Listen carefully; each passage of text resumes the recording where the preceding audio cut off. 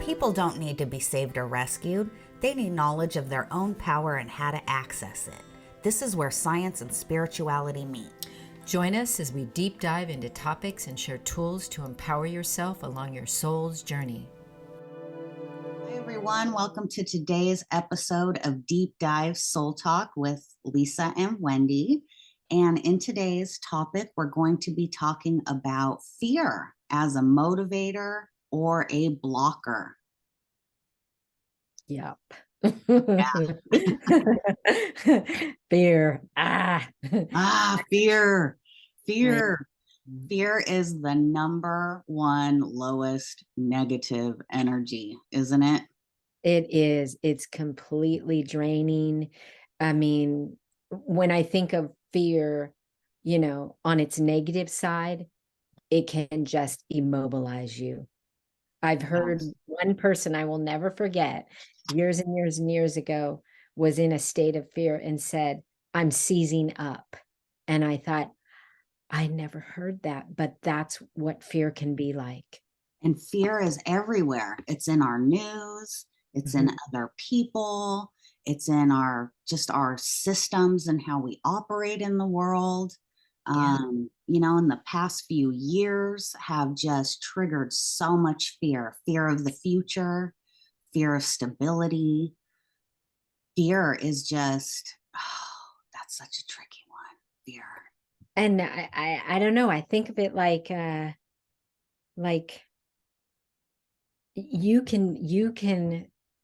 some people use fear. It's like, you don't need you don't understand. I need to be informed. I need to know this is out there. And I'm like, but do you really? Do you need to see the world in that way? Is that your marker through life? Don't need to use it. Yeah. I know the whole fear thing really well. In human design, we have different motivators, we call them. And my motivation happens to be fear. So for me, it's, what am I fearful of? I need to walk straight into that. And that's how I evolve.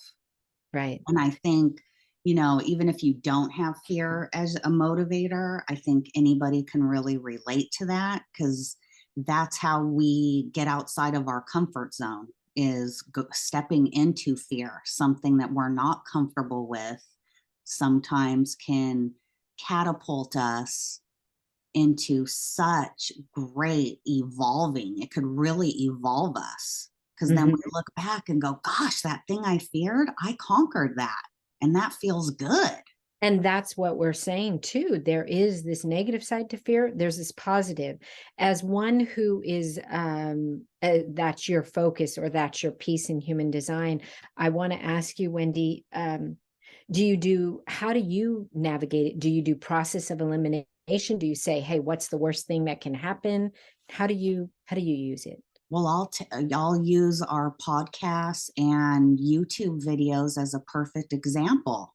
I fear that. I fear voicing myself and getting out. And I've really had to harness that and step into that fear and take those steps. And here we are doing it. And it feels great. It feels great. So, I agree with you. It's a self-talk, right? It's like it's totally that self-talk. Yeah. It's totally the self-talk. We could get so caught up in our heads with fear. Fear is the number one thing that prevents us from doing things. We fear getting out of certain relationships, because how is that going to be? We fear making job advances. Right. Because what's that going to look like? It's change. Right. The unknown. Yeah, you're right. The unknown has a fear aspect to it. So how can we step into the unknown, step into these fears with confidence and courage? And, we may fail. We may not always, it may not always work out, but at least you try, right?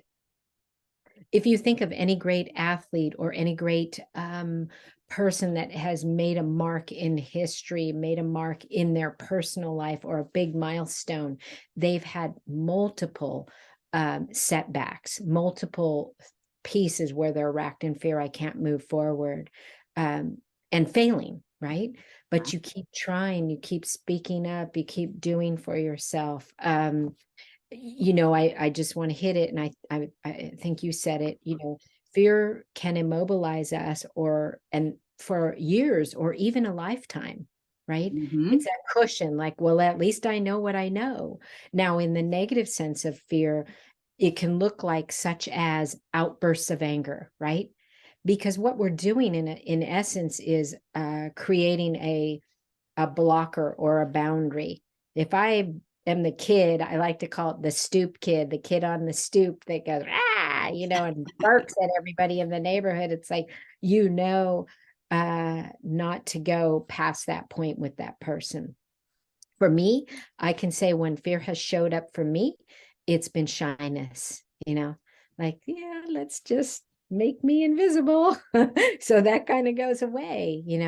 I've seen it in the complete opposite with others where they're in this huge ego state with too much overconfidence, but don't have the knowledge or the fortitude or uh the walk to back it. Walk the walk, walk the talk. They didn't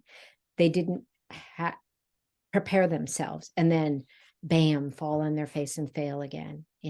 Yeah, I think that ties in well with embodying what we're standing for. Somebody could know all the information, know all the stuff, but are you embodying it? Are you practicing what you're preaching? Right, right. And If somebody's going to give you, say, financial advice, but if they're so far in debt, then how valuable is that information? so true, so true. And use what works for you. You've got to find an anchor. And I say this to people when I'm coaching them. Um, Tell me about something that has worked in the past. Tell me about a positive experience when you were doing your best. You can use that and overlay that, use the as little anchors to overcome your fear. I don't even Absolutely. need to be talking to them about fear. I can talk about, just a starting point where you felt like you were on your game. Yeah, and So, it gives you that example and that sense of feeling of when you did tap through a fear and how you came out on the other side. And a yeah. support group is really good for that as well. Support group. Some people like to prepare, prepare, prepare. Some people like to take notes. Some people like to rehearse. There's many ways you can work through your fear, bounce it back, get feedback, check in with people to see if your fear is unfounded or if it's something to conquer, or if it's true. Yeah, and depending on what type of fear it is, where's that fear coming from? Like, Mhm. say, if somebody has a fear of the water, let's say, where did that come from? Did you almost drown as a kid? Did you Yeah. have something negative that happened with that? And how could you go back to that point and maybe rework it or reshift the way you thought of it? Can really help break down those fears. So depending on what the fear is, can indicate, okay, how can I conquer this fear? How can I embrace it? And instead of putting this negative aspect onto it, how can I use it as a tool that's going to motivate me? Right. Right. Yeah, it can really help you fear can break you out of your shell. It can say, wow, no more, I'm done with this, I want to change the old way, I want to do something a new way. So look where it is, find out where you need support. I don't know if I've shared with you, Wendy, and our audience, but there's a therapy called brain spotting, and it's for fear and trauma and all those things that immobilize us. It's akin to or in the same um, modality as EMDR, and it's a new type of therapy that's helping people with fear and So, where can people go to learn more about that? if you go on, I know if you go on Psychology Today, you can just look up brain spotting, learn more about that too. but that's it. Say if somebody needs therapy, there's many books that you can read about fear, there's conversations you can have, but really, if it's this one that you're doing with yourself, that negative self-talk, I would suggest, I encourage people to really find community where you can get support on this one, because it can really freeze you, you know. Yeah. And it Yeah. may not all be done by yourself, you know. Yeah. Yeah. And it could again be linked to the childhood, things that happened then. It could be linked ancestral, karmically. There are so many different avenues that, because it's a program, right? It's something that has conditioned us. Yeah, like you said, systems and programs, and the what you said earlier, like, hey, where did this come from? And is it yours? That can be that ancestral cord still hanging on in there. That needs to come up for clearing. That's the only way you can decondition is by visiting those fears, by visiting the roots of those things. That's how we can truly break them down because everything's how we perceive it, right? It's all perception. So Right. if we can go back to that experience and kind of revisit it and break it down, that's how we can decondition and then transmute it into something that isn't holding us back anymore to where it was once a fear, but is no longer a fear. Right, right, right. They call that also in therapy going to the original seat of a diversity, right? So Mhm. if I can find that entry point that you're talking about, have that awareness, face it, acknowledge it, get support on it, I it can just have that trickle down effect to just relieve, you know, there's so much goodness that can come from fear coming into your life, you know, there really can.